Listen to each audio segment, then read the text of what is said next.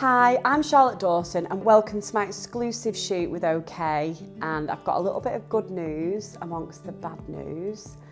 We've got a belting little bun in the oven. So yeah, hopefully this is going to bring all the good, happy vibes that I need right now.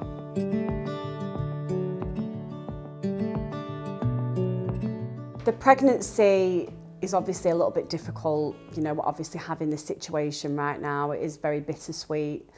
You know, announcing my pregnancy this way, it's a bit odd because obviously Matthew isn't announcing it with me. And it has been a really, really tough couple of weeks dealing with the pregnancy privately when the whole situation has been so public. But, you know, obviously I'm absolutely over the moon that I'm pregnant again. It's a blessing having a beautiful baby, and it is a little bit scary having 3 under 5. Matthew was texting this girl before I was pregnant, so it was actually the day before we found out. We actually found out at the airport ready to go on holiday because I felt sick and I just had a feeling that I was pregnant. Obviously went to do the test and I was pregnant. But yeah, unfortunately, Matthew had been texting this girl the day before. It obviously wasn't when I was pregnant.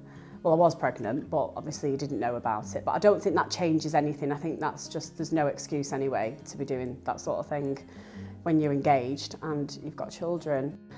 I obviously thought Matthew was my world, so just to kind of have all this happen was just absolutely heartbreaking. I felt so hurt, disappointed in him, and yeah, betrayed really.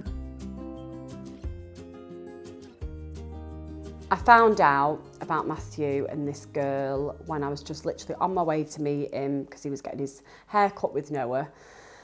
And me and Jude I was obviously pushing Jude in the pram. We were going to have a lovely day. We were going to meet up, go for some lunch because it was a gorgeous summer's hot day, which we never have in England. And my agent rang me and she just said to me, "Are you on your own? Like, are you okay? Can I speak to you? It's very serious." And I was like, "What?" So I was just, okay. And she just said, Matthew's been texting another girl. He's been sending inappropriate messages, pictures. And she sold the story and it's going to the press. And like, "I'm so sorry, there's nothing we can do." And I was like, what? I was completely in shock, like taking myself back to that moment. I was like, what? Like, I don't understand. Like, there's so many questions going around in my head. I just didn't understand that all. I felt physically sick. And obviously being pregnant as well, this is the most like crucial time, you know, to have a baby. It was like my first trimester. I've got to keep myself calm and, you know, and obviously I just was not calm at all. I was all over the place. So I sat down on a bench, had to try and, you know, gather myself together. And my whole world came crashing down in that moment. And I just didn't have a clue what I was going to do or what I was even thinking. So I've obviously had to speak to Matthew because we've got the boys together and another baby on the way.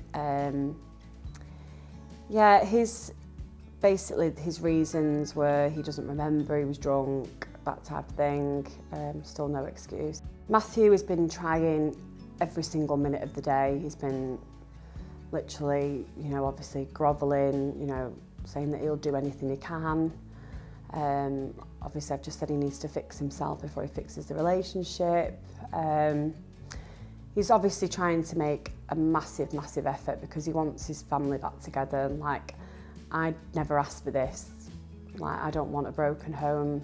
You know, I feel like we haven't communicated for like 2 years properly, like we're just passing ships, and it does kind of get like that, and you do actually lose both of you in a relationship, and I feel like that's kind of what's happened. And he's obviously had a bit of attention from somewhere else and he's fell for it really. But I'm just annoyed with him and mortified with him that he's entertained it because he's got everything. And I know that obviously things have been bad and, you know, not great, but I wouldn't dream of doing that to him. I wouldn't dream of sending a picture to another guy or being like that, you know what I mean? So it does really annoy me. and just breaks my heart, really. Matthew obviously wasn't there for Jude's first birthday, which is a massive birthday. This all came out 2 days before the party, and I'm not being funny, I wasn't cancelling his birthday party. It was such a big birthday.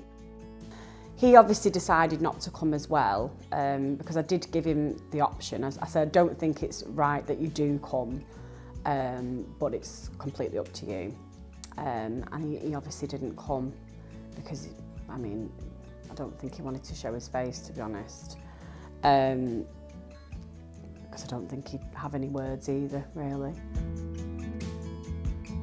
So Noah is not handling the situation great because he loves his daddy so much, and he's confused why daddy's not at home and why was daddy not at the party. You know, obviously he's seen Noah because he's had him overnight, and he's at his mum and dad's, and he's seen the boys obviously in the day and stuff.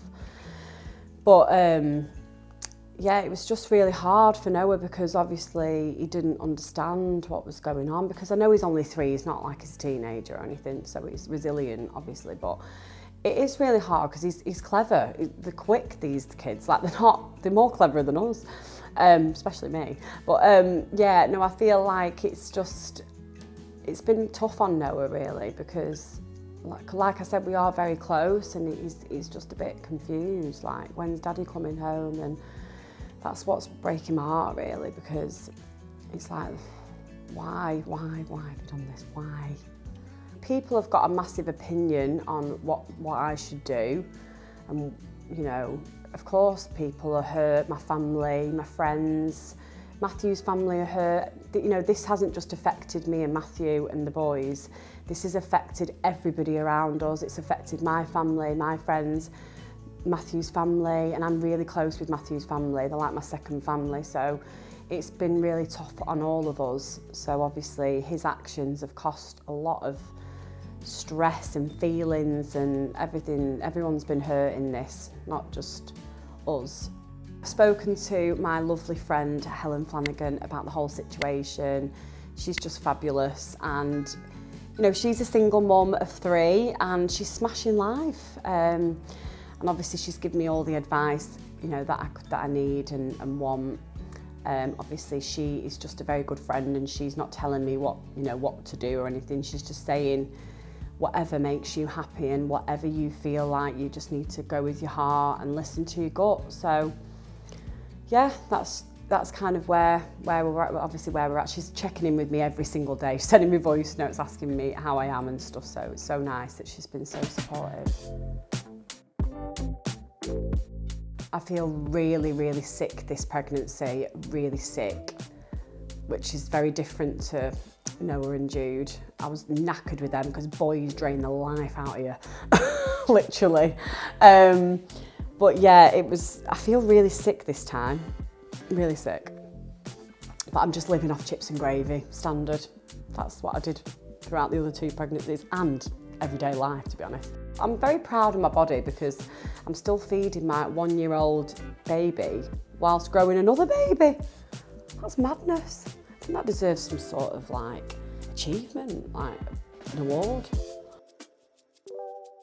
Yes, I've told the boys about the new baby. Noah is so excited because he's like double big brother now. Like he's got massive big brother duties. So he is so excited and so happy. Obviously Jude hasn't really got a clue. He's just so cute. He's just an amazing little cherub. I know that they're both going to be amazing big brothers to either a little princess or another little prince. Thank you guys for taking the time to watch my interview. See you later. Bye.